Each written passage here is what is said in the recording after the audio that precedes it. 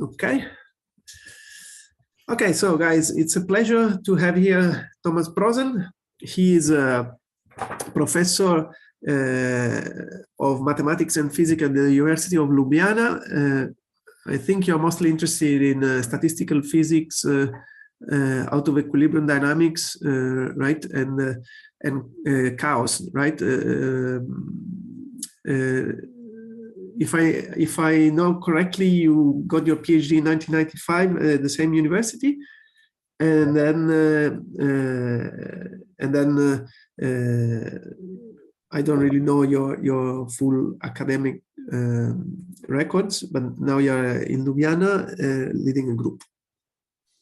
So thank you very much for accepting our invitation, and I leave you to the talk. Thanks, Lucas. So thanks for your invite. It's a pleasure to be in Madrid, even though virtually. I'm happy to be physically there, but I couldn't make it this time. Okay, so my talk is going to be about some, let's say, recent work that we have been doing in our group in the last 2, 3, 4 years, depends, related to exact methods to solve dynamics of interacting quantum systems. In particular, some classes of non-integrable quantum systems, instead of interacting quantum systems, the so-called dual-unitary circuits. Since I'm trying to go even, in the last development, let's say, around this project, which is related to perturbations of dual-unitary circuits, so that to more generic systems which are close to dual-unitaries. And this is going to be the last part of my talk. So, but let me just try to, oops, something is stuck. Okay. So let me just try to give you one slide of motivation. Why should one be interested in this sort of fine-tuned systems, if you want? This is like my personal take on motivation for this. Of course, when you do research, you always have some sort of motivation why you do this, right? And this is usually connected to your previous knowledge. And sometimes this knowledge is somehow not the common knowledge of the field, but maybe it's something different because, in my, let's say, first years in research, I was doing something quite different than I'm doing today, which is related to classical Hamiltonian chaos and quantum chaos of single particle problems. And if you learn or if you teach dynamical systems and chaos, there are these very cute models where people can solve for correlation functions, dynamics, everything on the board in a couple of minutes. But still, these models are chaotic in the sense they are unstable with respect to, exponentially unstable with respect to varying initial conditions, like they have this Lyapunov of chaos and so on. So two classes of models like this are cat maps or Baker maps. I was, when I started working on many body physics, I missed, this was like 20 years ago, and I really missed this kind of examples, right? Examples which would be exactly solvable, yet they would be non-trivial in the sense they would not be free. They would not be like free fermions, or also, again, to me, free fermions are like caricature, like quantum version of harmonic oscillators, right? So this is again something that you can solve with linear or / de Broglie transformations. So the idea is to have something that is not linear, it's interacting, but yet you can solve for, let's say, at least correlation functions, like 2-point functions. And and then I would try to convince you that these kind of models are these circuits which enjoy particular properties, which we termed dual-unitarity or bi-unitarity, if you want.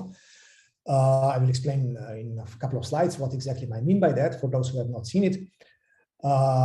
I will try to convince you that for those type of models, you can basically solve for all possible local 2-point functions, 2-point correlation functions, space-time, spatial-temporal 2-point functions. Yet these models are kind of complex in the sense that they may have generically complicated higher point functions. So they are not exactly solvable in full sense. Like cat maps are not exactly solvable in the sense that you cannot predict trajectories. Yet you can solve them for some specific statistical mechanical observables. And and then the second part of my talk, I will try to discuss some progress on the question of structural stability. Again, if you have some background in classical chaos as I have, then you are kind of, again, amazed by this property, which is usually termed structural stability of classical chaos. Like when you have hyperbolic systems, strongly chaotic classical systems, these systems are kind of topologically stable. If you shake them, they have the same dynamics. I mean, even though quantitatively things can change, but qualitatively they are robust. And this is very different than integrable systems. I mean, when you do integrable free systems, as soon as you shake them a little bit, you introduce perturbations, they become completely different. They become non-integrable, and then there are time scales, and after a long time they become ergodic and so on. So this is, and when you are in this kind of strongly ergodic side of phase space of parameter space of models, then things usually are robust. Usually they are what mathematicians call structurally stable. So what I'm trying to look for here is signatures of structural stability in quantum ergodic many-body dynamics. And again, we hope, it's just a conjecture, but if we have some little preliminary evidence, we hope that these dual unitaries are an example of structural stability in quantum ergodic dynamics.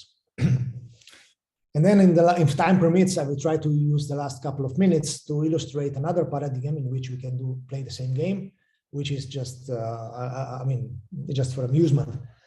It's a paper I wrote last year. It's kind of pandemic paper, if you want, on another manifestation of dual-unitarity in non-brickwork, but what I call interaction around the phase circuits. I'll try to explain what I mean by that. And please interrupt me anytime there is something unclear or there is a question. Please, let's try to make this interactive if possible. Okay, so let me now introduce in very simple terms this concept of dual unitarity. I mean, we'll build circuits out of gates, and the simplest circuits we'll build will be these so-called brickwork circuits. So even I will show you later what I mean, but it's the fundamental ingredient is a two qubit gate, and I will paint these gates on purpose like this. So there will be a box, and then there will be wires, and these wires will go under the 45-degree angles to the box. So the idea is that you can visualize this, and now it depends on your whatever background. I mean, you can visualize your dynamics going vertically or horizontally. And what I'm going to say that dual unitaries are such gates for which both interpretations of dynamics would be unitary. So like you can define now gate U, which maps states ij to k and l. This will be my matrix U, which is an element of D is the local Hilbert space dimension. So it's a unitary group. It's a unitary matrix over a D squared dimensional vector space. But you can also define the so-called tilde or reshuffling reshuffled gate, where you take basically it's a composition of partial transpose and the swap, if you want. And this kind of reshuffling makes you allows you to interpret this gate as going horizontally, so that it takes as in states I and k and takes its out states j and l.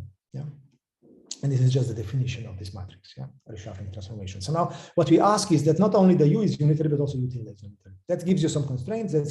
This defines some submanifold in the manifold of unitaries. And I will show you later that for qubits, this manifold is not so small. It has just codimension 2 in the manifold of unitaries, 4-dimensional unitaries. So it's easy to fully characterize. But for higher dimensional spaces, it's much harder. And this problem, to my knowledge, has not been solved. Okay, but let's just try to make gates out of this dual unitaries. Now let's just define dynamics. Dynamics means now we form a brickwork, a brick wall, if you want, out of these gates. So like first you apply to all pairs like 1, 2, 3, 4, and so on. Then you apply to shifted pairs 2, 3, 4, 5, and so on. And then you repeat. So now I will imagine for most of my talk that these gates are all the same, but you could also imagine that these gates are different for any realization, for any time layer or any spatial pair. I mean, it doesn't really matter as long as you respect this property of dual unitarity. These gates could be homogeneous or inhomogeneous in space or and time. Now, okay, so now you could do the dynamics, vertically. So this would be an example of dynamics of 2 full time steps, right? Each time step have 2 layers, right? Depth 2 if you want, and then you repeat it, right? But now this you could also interpret as a spatial propagator, which goes horizontally, which propagates horizontally for 6 time step, but for a spin chain of much shorter size. For example, this would be a spin chain of size 12 or 6 units. Propagated for 2 time steps, or spin chain of size 4 or 2 units propagated by 6 full time steps. And you can define a dual propagator, which is this util-deb, which you can define in exactly the same way, like this reshuffled gate, shift it, oops, sorry, what's going on, shift it, and then again compose it with the tensor product of this gate with itself. So now, of course, and now you can do what something which is sounds completely trivial from the statistical mechanical point of view, but still it might not be completely innocent. You can write this duality of traces, meaning that you can consider this circuit now as a partition function. For example, you can define appropriate periodic boundary conditions, like periodic boundary conditions. You can take a trace. If you take a trace, you identify all these wires. You can take periodic boundary conditions in space, and then you have a kind of partition sum of a StatMech model to the StatMech model on a periodic lattice of 2L by 2T. And in this partition sum, you can write in two ways. Either you can write it in terms of row transfer matrix, or you can define it in terms of column transfer matrix, and these are equivalent. And now suppose that the two transfer matrices are unitary. I mean, this is something that you can take advantage of. Now, of course, one has to worry, one has to warn you, I mean, that this is not honest statistical mechanics, because the weights are not positive, the weights are complex amplitudes now. I mean, this is like quantum mechanics, not StatMech. But still, I mean, in StatMech, you are worried whether weights are positive. In quantum mechanics, you are worried whether transfer matrices are unitary. And now you should worry also that they are unitary in both directions. And if you have this feature, of course, it's a special feature, but what I want to convince you in the next couple of minutes that this buys you a lot of nice results. Thomas, you take the trace, but if you were thinking of an evolution, you would just apply it to a certain state and see how this evolves, right? Of course, yes, you can also do that. And so, what's the meaning of the trace in the out of equilibrium dynamics? Okay, I will try to explain you in the next slide. Thanks for asking. But yeah, for example, if you do level statistics, I will show you in the next slide. So let me just continue and answer you in the next slide. But of course, your question is very relevant if you're doing some more kind of down-to-earth physics, then you would be interested in specific initial state. This you can also do, and there was a paper by Lorenzo Piroli, Bruno Bertini, myself, and Ignacio Sirac, I mean, where we generalized these dual unitaries for also exactly solvable initial states. So this was mainly the idea of Lorenzo, and he basically came up with the matrix product states, matrix product initial states, and then there are simple algebraic conditions that these matrices of matrix product have to satisfy with respect to these gates, which makes all these things also exactly solvable. I still have not shown you what does this exact solvability mean, so let me just go on and maybe I'll try to comment a bit more later in my talk. But the first thing, and this was again my personal motivation why I started this business, was to try to understand level statistics. So trying to understand sort of all the parameters of quantum chaos. I mean, people in quantum chaos basically were interested in agreement with random matrix theory, in statistical properties of spectra of complex Hamiltonians. And these spectra could be modeled by random matrices. And the question is, when does this work? I mean, this is kind of universality. So if you have chaotic system, not even, I mean, if you have just non-integrable system in this many-body business, it's enough that you have just breaking of integrability. And then what people find is that spectral statistics is in agreement with random matrices. And this is something that is, I mean, to my taste, has been pretty shocking discovery, and people have not seriously tried to explain that until recently. So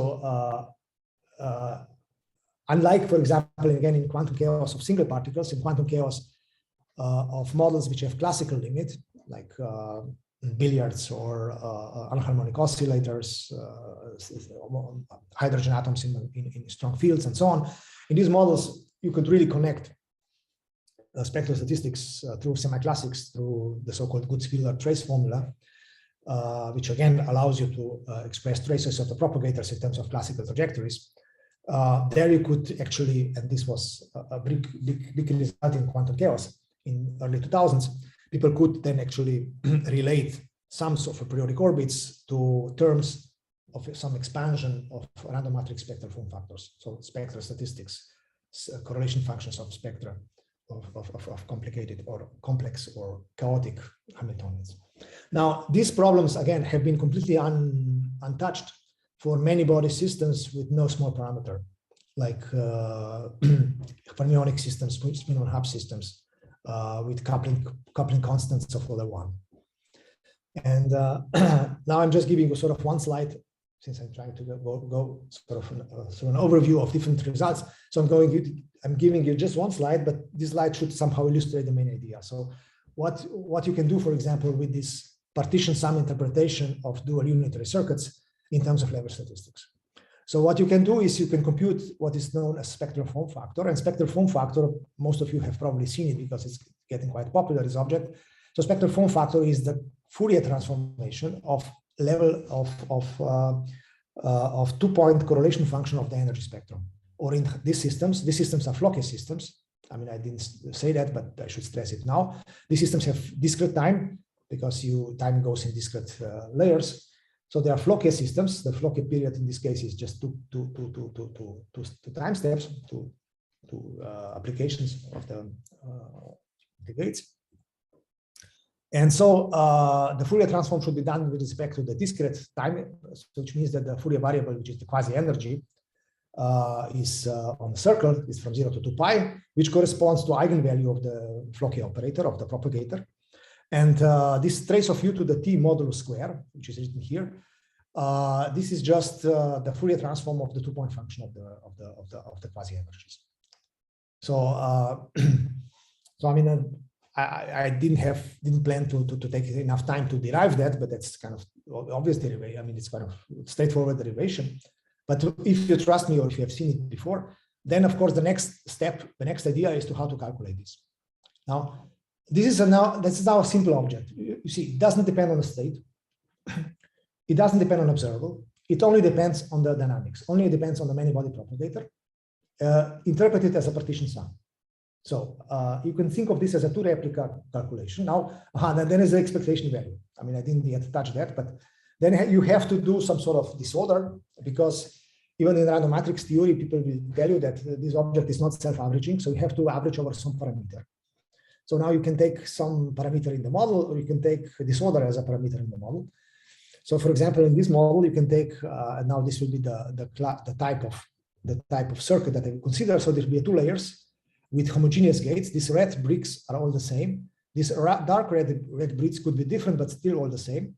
But then there are these bluish circles, which are single qubit unitaries, which are like random fields, right? I mean, you apply random fields are acting on individual qubits, and they could be all different, meaning that they could be disordered. They could be disordered, but they will be the same after application of.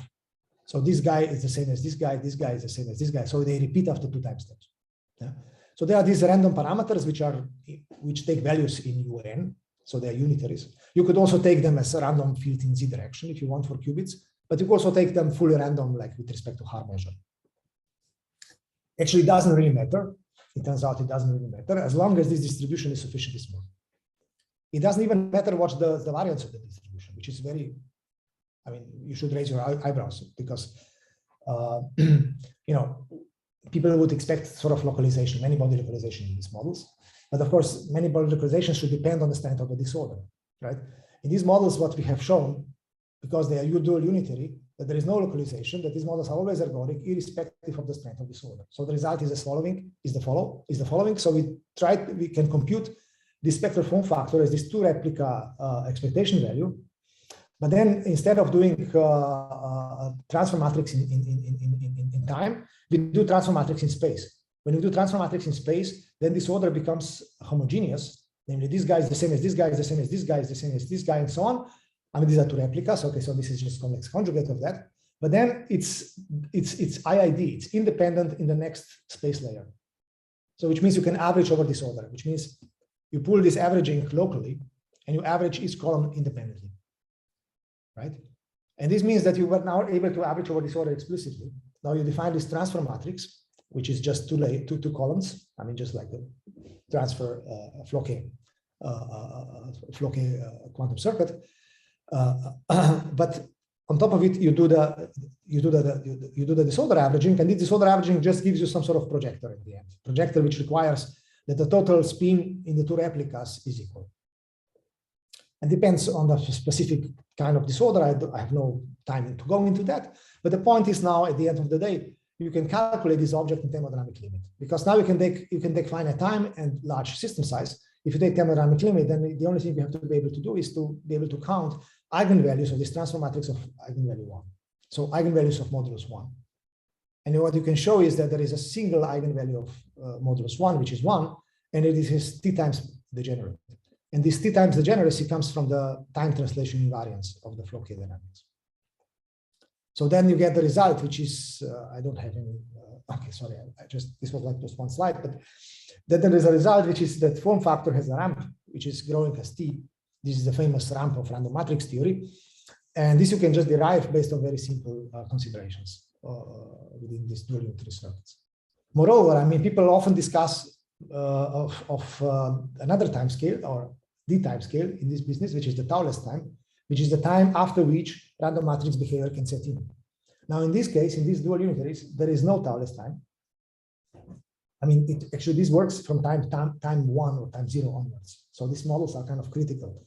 They have no time scale. I would imagine them as critical chaotic systems.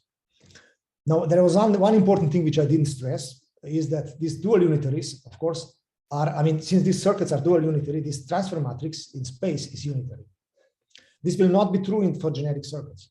So this is something that is absolutely crucial, because as I told you before, we have to show that the leading eigenvalue of this transfer matrix is 1, and that this default degenerate, and all the other eigenvalues are less than 1. This will not be the case if this was not a dual unitary, because then this thing would be expanding. This transfer matrix would have eigenvalues beyond 1, I mean, in modulus larger than 1. So then that's where dual unitary comes in. I mean, the fact that this transfer matrix in space is unitary as well. It's absolutely crucial. I mean, then there is this unitary. This is unitary, and then on top of that there is this expectation value. Then this actually is literally, it is like a quantum channel. It is one way of writing the quantum channel on a system of TQ dits. So the system has now, it's a density matrix over TQ dits, and this transfer matrix is really completely positive dynamics on this. Actually, I have a question, Thomas. So the average of a unitary is not necessarily unitary, right? Yes, it's not. But it's still a non-expanding map. So it's still I mean, it's completely positive map. Okay, I see. Okay. Okay, so now this was like just one way of one idea how to apply this, but it's maybe far from most of interest. I mean, interest of most of people here. So maybe I'll try to go to some other applications. There is another application which is probably much more down to earth, which is to compute correlation functions, simply two-point correlation functions in these circuits, right? And again, this is something that can be done explicitly for after one requires this dual unitarity conditions. So, for example, what we aim to compute here is we take two local observables. Again, this would be like for qubits. So you first label your generalized Pauli or Gell-Mann matrices if you want with index alpha, which goes from 0 to d square minus 1. 0 means identity, and 1 to d square minus 1 goes over 4, 9, 3, 8, or whatever traceless Hermitian matrices. So then you take these observables, these traceless observables, you take one of them, you place it at site y, you map it for t time steps, and then you overlap it with another observable at place x, and you take the trace. So which means that you take, this is the correlation function which is taken with respect to infinite temperature state.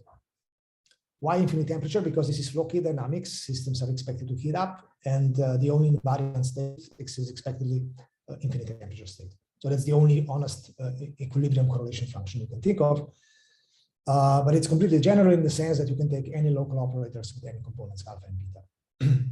So this is just defining a tensor of two-point correlators, if you want, labeled by alpha, beta, x, y, and t. These tensors have to be homogeneous in space. I assume now that all the gates are equal. Now, for this calculation, I will assume that all the gates are equal. Again, this is innocent assumption. I could relax it. Then you will see immediately after 2 slides what should change. But just for simplicity, let's assume that this is homogeneous in space and time. Then this function should be a difference of x minus 1, y, because of translation invariance space. And of course, the recession variance in time is already assumed because we don't only propagate one of the two guys. And then then of course, this problem has this natural staggering, right?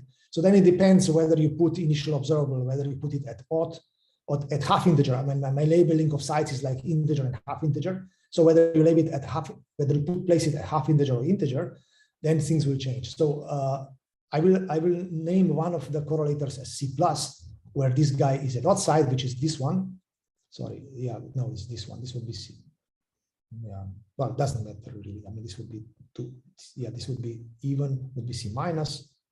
Well, this would be C minus, okay, but this would be C plus. No, okay. So now the point is, once you can apply, of course, now again, what you have to do now, you have to take periodic boundaries, right? Because this is trace. So trace means you, and this is like U, and this is, sorry, this is U, and this is U dagger, and this is trace. And periodic boundaries means you connect with this, right? So now when you first use unitarity, you just cut out all these pieces. Sorry, oops. You just cut out all these pieces. Now you place these two guys here. Now it just means that this A alpha should be placed within the light cone opened at A beta, right? Otherwise, this thing would be zero, right? Because of the fact that A alpha is traceless.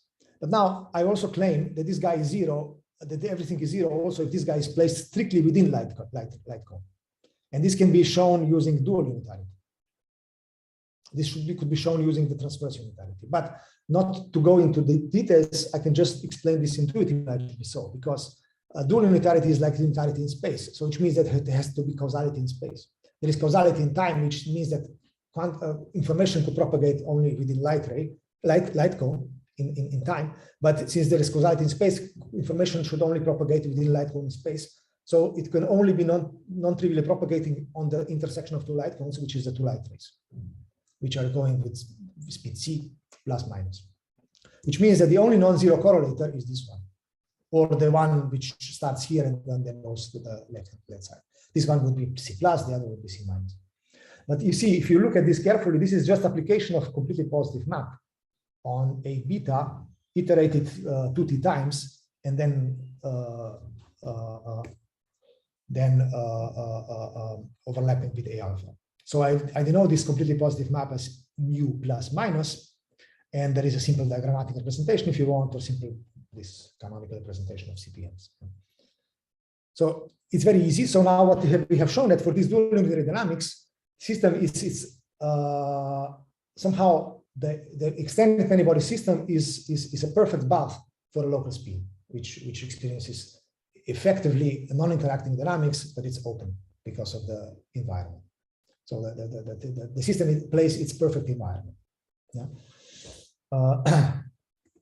So that's kind of the best you can hope for, right? I mean, but this is exact, right? No assumptions. This is what people usually try to argue intuitively, but in this class of models, this kind of intuition that system plays its own path is really exact.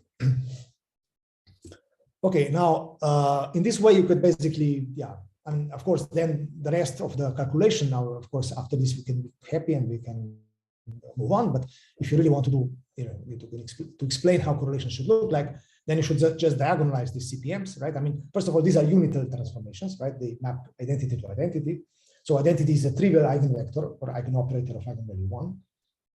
But then, of course, this A and B alpha have to be traceless. So we can decompose this quantum channel into a unit and the traceless sector. And the traceless sector should have spectrum strictly inside. Well, I mean, it need not, but generically it will have a spectrum strictly inside unit disk. And if so, then the dynamics, the correlation functions will decay exponentially. So basically, you can just express explicitly using spectral decomposition of these quantum channels. You can express explicitly the correlation functions in terms of the eigenvalues of these quantum channels. Tomaz, can you fine tune it in such a way that you have a gapless superoperator, or in such a way that of course things go like power law rather than exponentially? Sorry, say again. In such a way that this time correlation goes as power law rather than exponentially? No, to get power loss, I mean, of course, power loss is not so easy. So you should, I don't see how to get power loss from these finite dimensional channels. So I think you can only get exponential, and I mean, you can get non-trivial Jordan structures, so you can get combinations of exponentials. Something that doesn't decay also, right? But something that doesn't decay. So I'll just go through my kind of classification, which is kind of, again, parallel textbook classification of ergodicity in textbooks on dynamical systems. So there people actually use similar concepts, this the sort of transfer matrices that, which describe dynamics. And then based on this, their own Frobenius theorem, they can classify ergodic systems into ergodic, mixing, and non-ergodic ones. So for example, if all eigenvalues are 1, then this should be completely non-interacting, and this is the case for the swap. So swap is particular type of, swap gate is particular type of dual-unitary.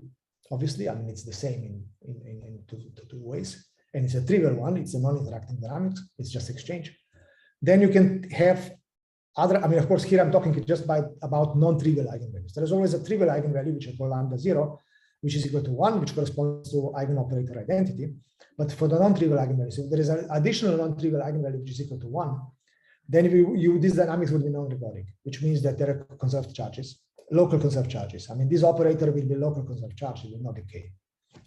Now, if there is eigenvalue which is not 1, but on unit circle, so non-trivial eigenvalue which is on unit circle, then this would correspond to a time crystal, if you want, to a mode which will oscillate indefinitely and not decay. Now, then if all eigenvalues,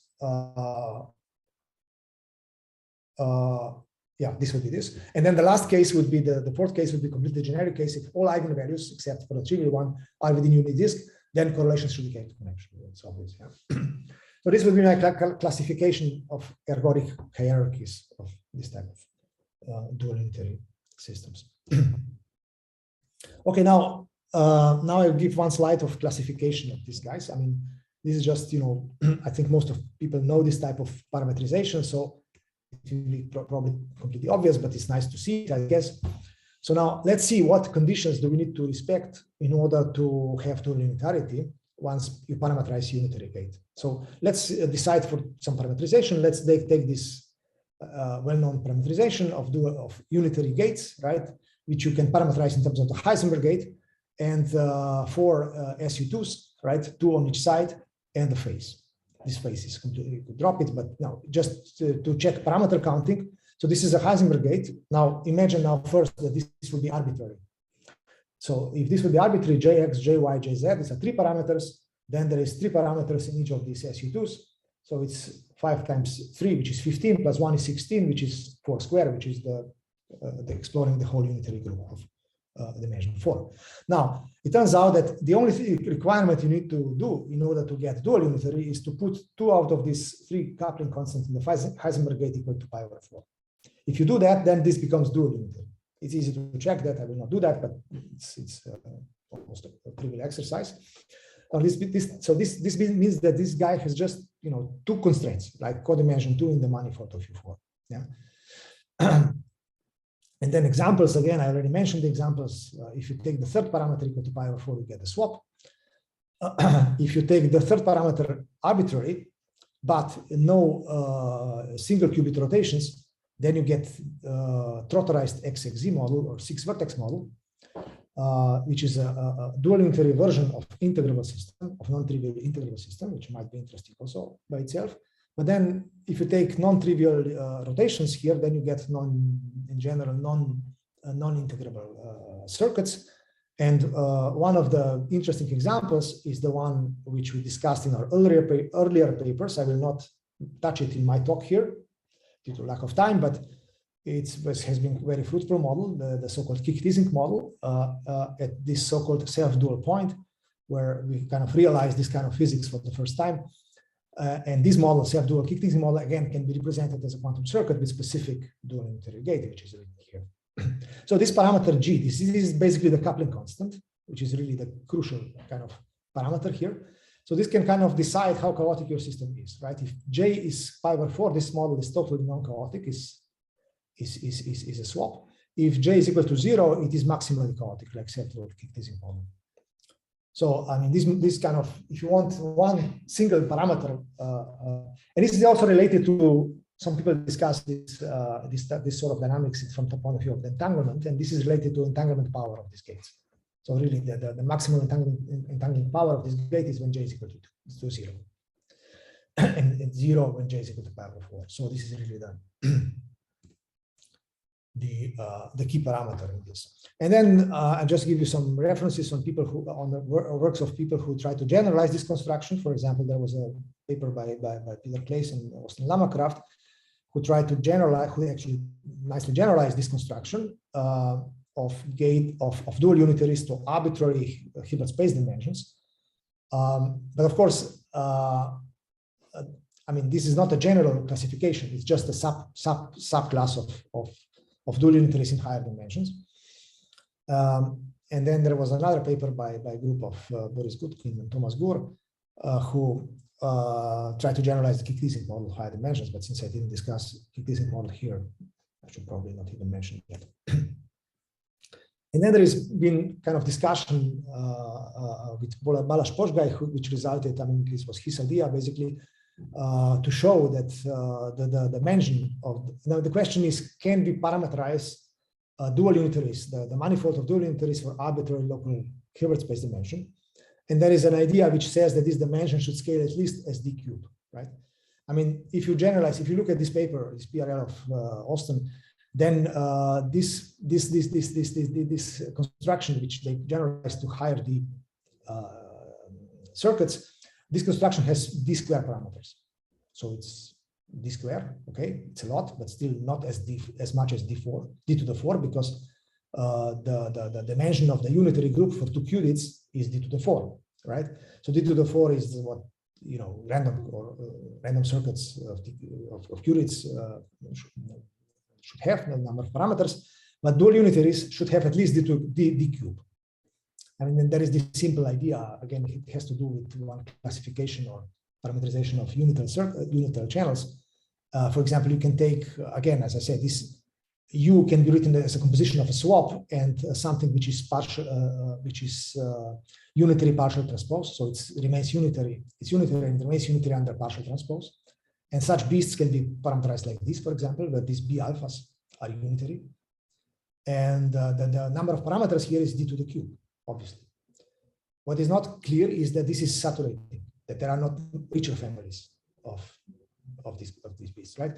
So this is something, I mean, we believe that d to the cube is the saturated scaling. I mean, what is the prefactor, we don't know, but we believe that it should be for larger d, it should be scaling as d to the cube. And okay, and then has been, I mean, a lot of work recently along similar ideas, mostly trying to go beyond dual unitary. So the idea is, I mean, we're trying to insist on exact solvability of certain observables, and for that we have to I mean, for that it turns out that it's very fruitful to have this dual unitarity condition. But the idea to use dual space-time duality, as it's called, can be made fruitful even beyond requirement of dual unitarity. And this has been done at least in 3 different groups, like in the group of John Chocker in Oxford. They have been further investigating the problem of spectral form factors for generic Flocky quantum circuits. Also the problem of many-body localization, which they try to interpret as a symmetry breaking transition. Then there was ideas around explaining this phase transition in measurement-based circuits of Vedika Kemani and her group, and Grover and his collaborator. Then there has been an idea of Dima Abanin and his group on what they called influence functionals, which are just leading eigenvectors of these space dual transform matrices. So again, the idea is to use space-time duality, and we did to describe dynamics as a stationary process on a system of size t, and so on.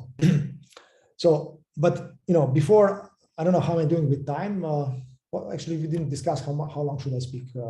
45 minutes or 1 hour? I think normally we do an hour of group meeting, depending on the number of questions. So let's go in between. Okay, so let's see, to 10 more minutes I can speak. Yes, and then let's leave at least 5 minutes for questions. Yes. Okay, good. So now, let me now go to the second part of my talk, which is going to be very, very, very sketchy and very pictures. So I will not go into much detail, but The idea is now what can we say about now you can say okay, I presented some fine-tuned systems which might have some interesting physics. The question is how generic that can be. So what happens if you shake it if you introduce perturbations? So the idea is, okay, let's try to, one would actually ideally try to compute correlation functions, let's say 2-point correlation functions of generic dynamics. And my green gates now, also what I will do now, I will use this folded picture, which is more compact, which means that I will not now, instead of doing this explicit, let's say if you want, Keldysh type of dynamics, forward, backward propagator, I will just fold it, right? And I will just use dynamics forward in time, but for an operator circuit, right? For a circuit which maps operators, not states. Yeah. So this you can do. This is, again, this idea has been used many times with different authors. I will not go into history, but let me just flash it. I mean, so then basically what you do now is instead of this blue and then red gate, you just put one on top of each other. One is transposed, so that's why this hook is down there, because you have to do, have to fold it. But then this becomes a green gate, and it has thicker wires. These thicker wires means there is a double wire, which is like a Bra and the cat, right? But then this circle means that you connect the Bra and the cat, which means you take a trace. Yeah? Okay, so now this means this is unitarity, right? You take this U and the dagger, you take the trace, which means now this has to be equal to, again, Kronecker deltas, which means unitarity, right? So this is unitarity. This is U transpose equal 1. This is U transpose U equal 1. But now dual unitarity, watch it. Dual unitarity is just like the same thing, but sideways, right? So now when the gate is dual unitary, and my dual unitary gates in my pictures will be yellow. So whenever you see yellow, it's dual unitary. When it's green, it's generic. Yeah. So for you dual unitaries, you have extra conditions, which is like when you push a circle sideways, 2 circles sideways to the gate, you also get through. So this is this is sideways unitarity. Okay. Now imagine now that what we want to do now is to compute correlation functions for generic gates, so green gates. Now let's just tilt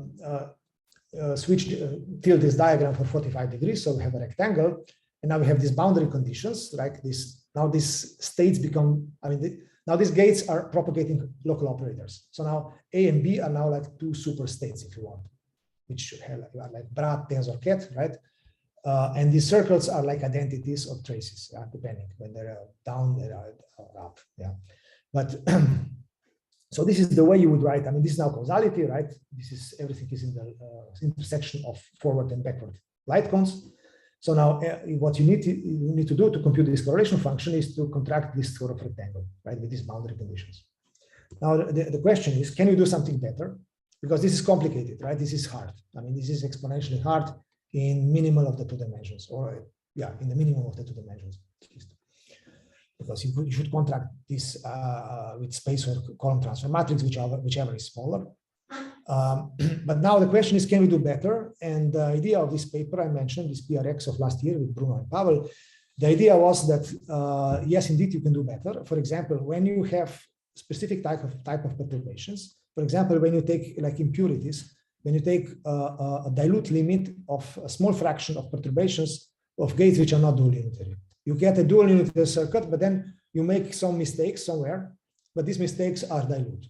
If these mistakes are dilute, if the density of mistakes goes to 0, density of non-dual unitary gates goes to 0, then what we have shown is that this, at least under certain assumptions, and I will not have time to go into all the assumptions, but I'm happy to discuss afterwards. But under some assumptions, we can show that this correlation function can be basically written as a path sum or path integral formula, which means that this correlation function is a sum over 1D or quasi 1D correlation functions, which are efficiently calculable, because this is just a trace of the product of these quantum channels. These are just, each of these guys are just quantum channels. And this is then just a simple finite dimensional matrices, products of finite dimensional matrices is efficient. And then you just have to take a sum over all paths, which each path are like, when each path should be straight through the yellow regions, because yellow regions are like free, and then they could scatter upon green defects. So non-dual unitaries are like defects where you can scatter your paths.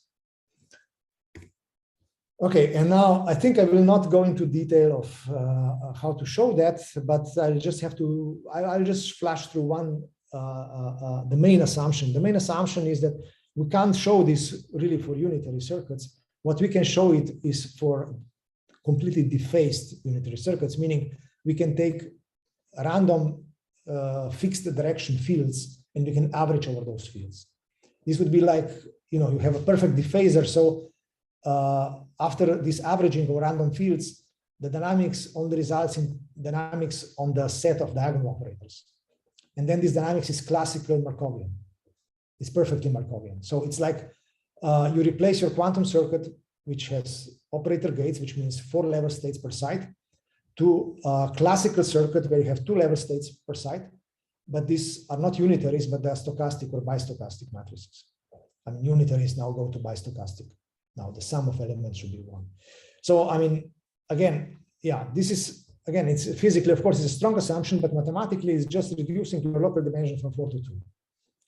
And we believe that the mathematics is sort of similar. And we have numerical evidence that indeed for the fully random, for the fully unitary qubit circuits, we see the same sort of physics with the same kind of structural stability result that we can actually show rigorously for this classical Markov chains. But okay, I mean, I'm just, you know, there is one kind of, there are 2 sort of, okay, as I say, I mean, I wanted to basically be very illustrative here and just show some pictures. One way of representing these type of things then is through this kind of diagrammatics or tiling representation of correlation functions. For example, when you do this kind of replacement or averaging, if you want averaging over noisy fields, then your quantum map now becomes a classical stochastic bistochastic map over these diagonal gates. So now states are now these diagonal operators, identity and sigma z. And these are bistochastic, but they are bistochastic in Hadamard representation. So which means that bistochastic have sums of elements in each row and column equal to 1. But if you do the Hadamard transformation, which means this means that these elements should be 1, 0, 0, 0, 0, 0, 0. This is just the same condition, right? And these guys are in principle almost arbitrary. I mean, they should be real numbers, not necessarily positive because you did Hadamard transform. But now, if you take these 2 elements equal to 0, then this corresponds to the U1 transform to the U1 averaging over of a dual unitary, which means this epsilon controls the perturbation away from dual unitary. So now the epsilon equal to 0 is the dual unitary or dual bistochastic. But if epsilon is non-zero, it's a perturbed dual bistochastic. And now, if you think, and then you can, this is kind of really kind of nice for intuition, but of course I have not enough time to be really clear here. But you can basically expand your correlation function in terms of a sum over all possible consistent tilings of a rectangle with boundary conditions that there is a wire going in here, which is A, wire going down here, which is B. A and B now can be only sigma z, right? Now only sigma z is the only non-trivial operator. Identity is excluded because it has a trace. So now we have this boundary condition. And now if you identify these weights, only non-zero weights, there is this 9 non-zero weights and 10 non-zero weight. Well, this one is trivial, it's black, it's white. But these guys you can identify with this kind of tiles. Now the only constraint, because there are zeros here, the only constraint is that there should be no dangling ends here. So these ends should all be connected. Now you see these epsilons mean turns. Epsilon means left turn or right turn, right? These epsilons, this epsilon 1, epsilon 2.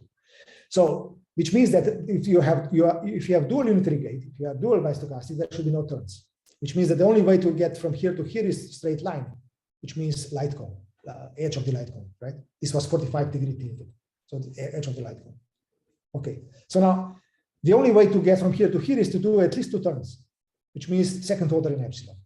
This is the lowest diagram, right? The second order in epsilon. But there could be loops.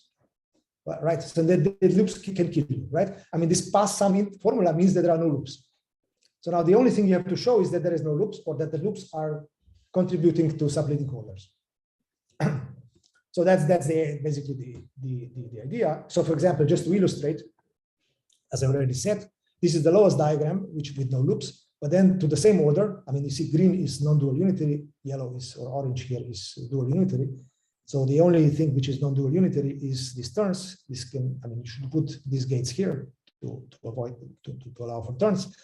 But now, of course, you can still have loops even with second order. And now it happens that there is a transition, like there are 7 parameters here, A, B, C, D, E, F, G.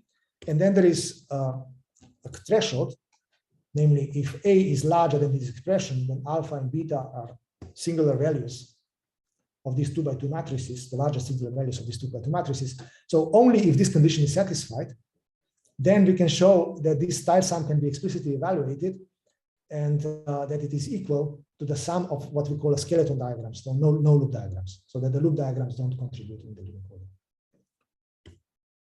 Okay, so now I think I will have to conclude, but yeah, so sorry for not being able to discuss everything I wanted, so I had to hurry up, but probably it's just, okay, so now maybe one disclaimer I have to make. Of course, what I set up to compute here was this this diagram, this correlation function, and the impurities are, sorry, this goes sometimes without asking. So these impurities are placed on a regular sublattice. If you have a regular sublattice of impurities, then you can calculate this explicitly. But these ideas actually work even for irregular, for random distribution of impurities. But then, of course, combinatorics cannot be done explicitly, but you can still see that the same kind of theorem holds, the same threshold holds. But in case of regular placement of impurities, we can actually calculate 2-point correlation functions explicitly in terms of these single sums expressions. We can compute them. These are efficient expressions. We can compute them. We can compare them with some numerics, and the fit is excellent. And with that, I would want to probably conclude.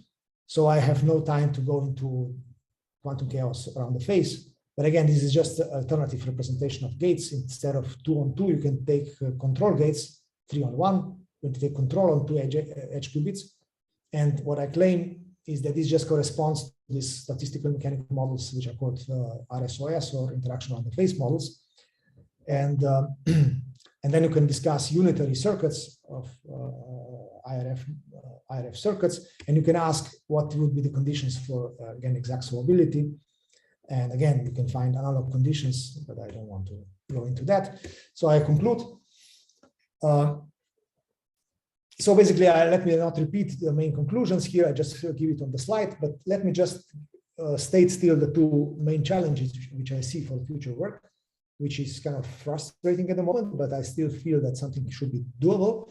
For example, one thing which is absolutely frustrating is that all these results require, I mean, these explicit results require large systems at finite time. So which means I have to take large enough systems so that boundaries never kill me. That basically I have infinite system, right? But since I have finite, absolutely maximal Lieb-Robinson velocity, and nothing can spread faster than velocity 1. So the only requirement is that the system is larger than t. If the system is larger than t, I can do calculations. But what about statements which are also very popular these days, like which predict properties of finite systems at long times, like eigenstate thermalization hypothesis, right? I mean, these are statements about finite systems at large times. And these are beyond the reach of this method. So we were hoping that we could say something about ETH in these dual unitaries, but we are still not there because we need alternative methods. I mean, there was this question that Luca asked earlier about exact simulation, exact evolution of specific states.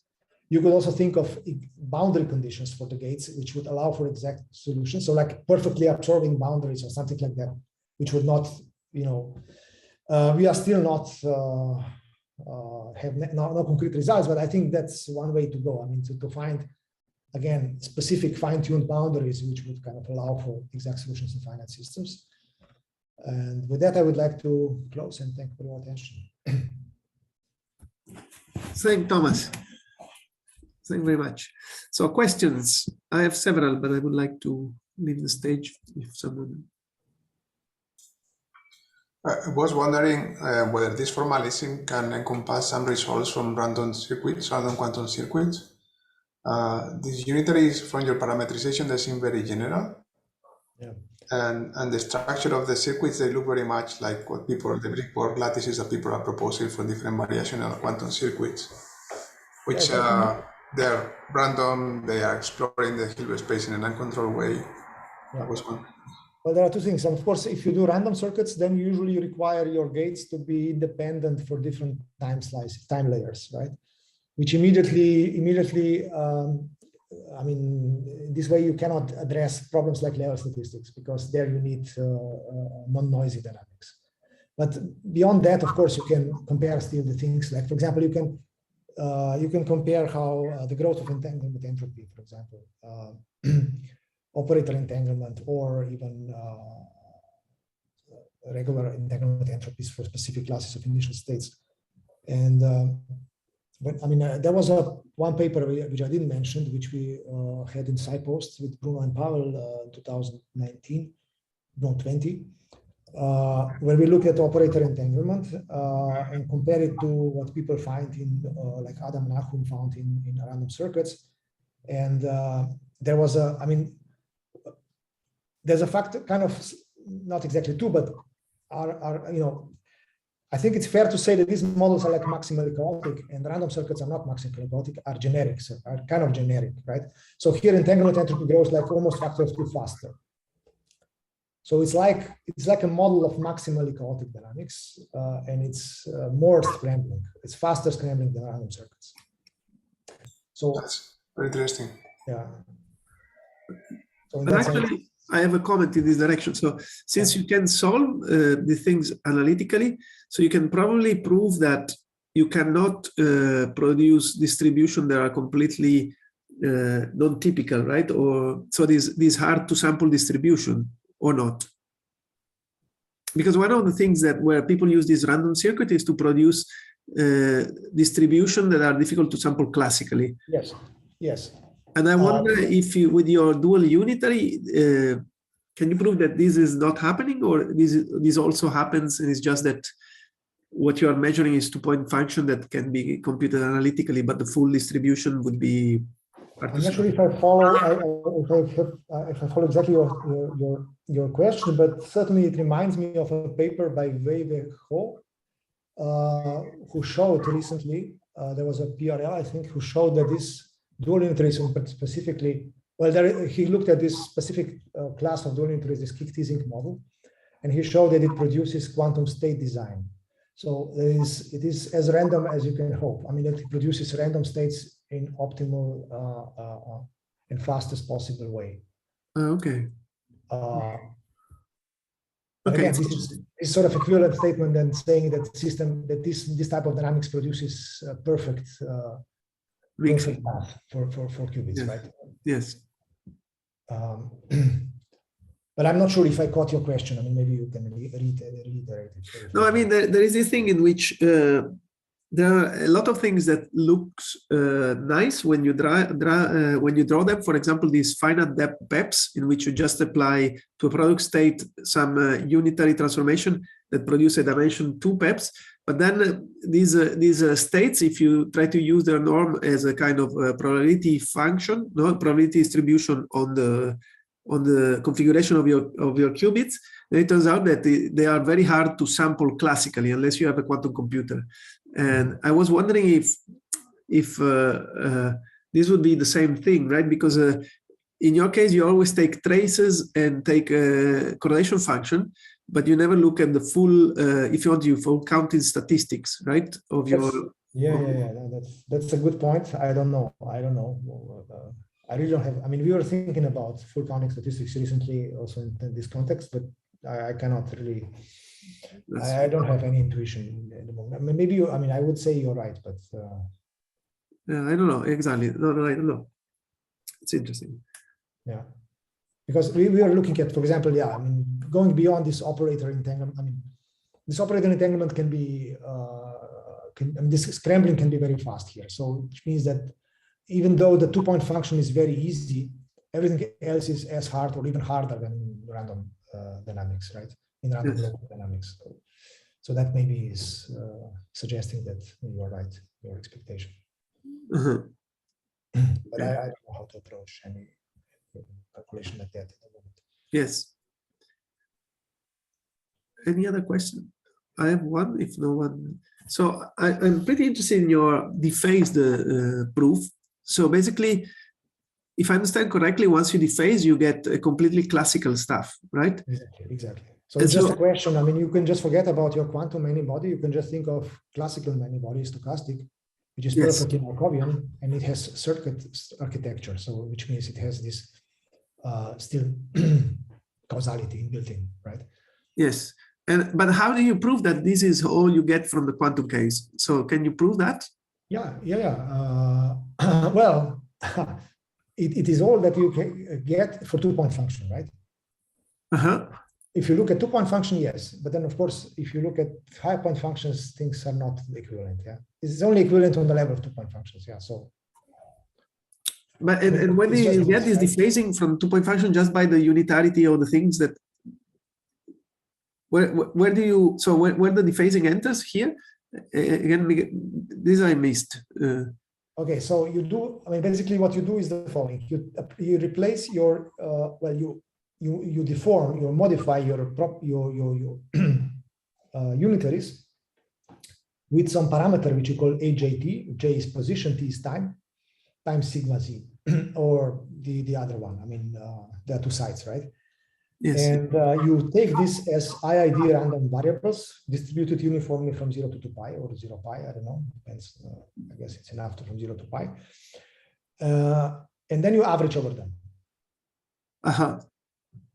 Okay, so it's the average that does the dephasing. The average that does the dephasing, exactly.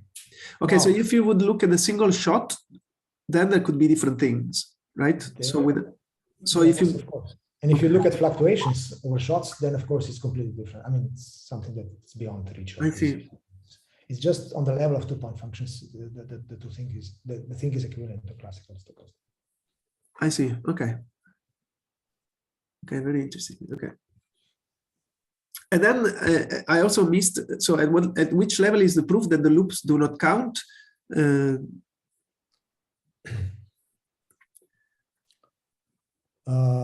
Is based on the parameters, no? There is a region of parameters in which the loop do not count. Is the region of parameters, exactly. Yeah, is this thresholds, yeah. Okay.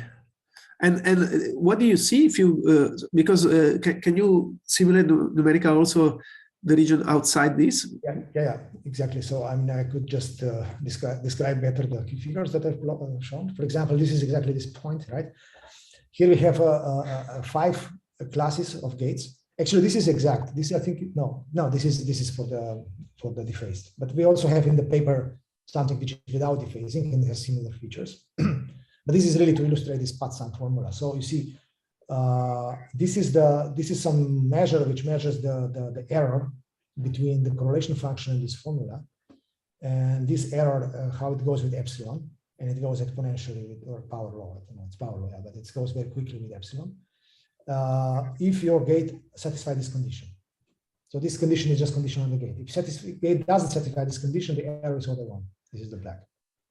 So it's really a phase transition, yeah, between loops. I mean, neglectable loops and completely non-neglectable. Okay. And do you understand anything about this phase transition? What is? No, but something similar has been mentioned in one of the papers by Adam Nahum. I mean, I discussed with him a bit on this, and because it has to do with this thickening of. I mean, the idea is that if this condition is not satisfied, that maybe you can still do something by thickening these sort of lines, right?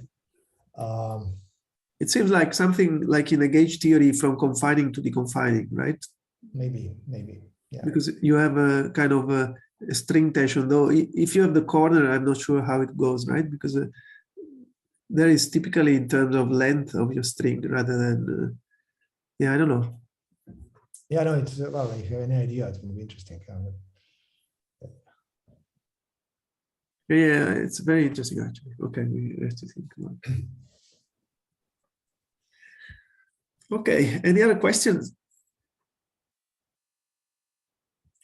Maybe I can have one. Yeah, sure, Tom. Regarding the implementation of this kind of system with dual-unitarity, you always need this kind of 2 copies that you show in the beginning, the red and the blue, or this is more like a trick to? I mean, depends what you do, but the simplest object is two-point object in the propagator, right? Because you have to propagate forward and backward. I mean, when you do, Well, I mean, it may not be, yeah, even if you do the quench of the state, right, you have to do, I mean, for example, what I was discussing was the correlation function, and correlation function means that it's just, you have to read this diagram, right? What you do is you do forward and backward evolution. So you have to use the blue and the red, which is the U and U transpose, or U conjugate, U Hermitian conjugate. So I'm not sure, maybe you can repeat the question, but it's... Yeah, but if these are physical objects, or it's more like one in time and space? No, this is physical. This so far has nothing to do with my tricks. I mean, this is just defining correlation function in terms of this forward-backward dynamics. Yeah. Okay. It's equilibrium correlation function. You just go. Yeah, maybe if you would study 3-point correlation function in time, you would have 3 layers, no? Or... Yeah, or 4-point, like OTOC, for example. One idea which is obvious is to compute OTOC, and actually has been done. There's a paper by Lorenzo and Bruno, I mean, who also studied OTOC. Yeah, and this would be like a 4-point object. You need two loops. I mean, two forward, 2 backward. Yeah. Yes. Yeah. Okay. So I stop recording. Then